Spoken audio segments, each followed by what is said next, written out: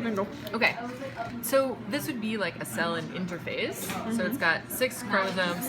These are the homologous chromosomes, right? Same genes, but different versions of the genes, different alleles. And so when these are actually not condensed yet, but in interphase, the DNA is going to duplicate. And so you're going to get a sister chromatid for every one of your chromosomes that's identical. So this is what your cell is going to look like at the beginning of both. All right, so first I'll show mitosis. So you would describe like nuclear envelope breaks down, centrosomes move to the sides, spindle fibers start to grow out and attach to the chromosomes. And in mitosis, there's not really an order to how this happens, but all the chromosomes line up in the middle of the cell.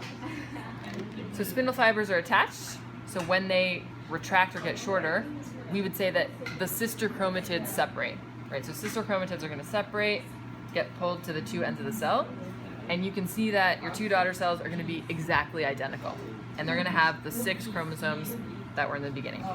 So you could say, right, in the end, the chromosomes are going to start to uncoil, the nuclear envelope will start to reform, and then cytokinesis will actually split these into 2 identical cells, okay? So that's basically mitosis. Meiosis, you're going to start with the same cell, and you can do the same. So interphase, DNA copies, you get identical sister chromatids. But now, meiosis 1 is all about homologous chromosomes. So the way that I think of this is, so you could say the same, right?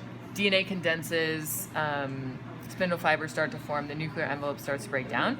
But at the same time, homologous chromosomes are going to pair up, and then you can at least mention that they'll cross over, which means that these non-sister might exchange segments. So they pair up, they cross over, and then they line up, right? Homologous chromosomes line up. So in this stage, when you've got spindle fibers, they're going to attach 1 to each chromosome. So that in meiosis 1, homologous chromosomes separate, so they get pulled to the 2 different sides. But then remember that that's random, so it's just as likely that they do that. So then that's the end of meiosis 1. The end happens in different ways, but these split into 2 cells. So that in meiosis 2, what happens is, so, right, they'd really go like that, then they line up again. And then in meiosis 2, sister chromatids separate. So it's kind of like mitosis, except, so sister chromatids are going to separate.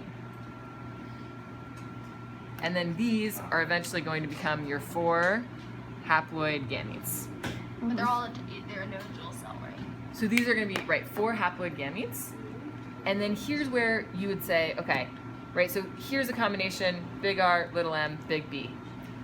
If they had separated in a different way, I would say I could get these gametes. Big R, big M, little b, and little r, little m, big B. And then that's it. Okay?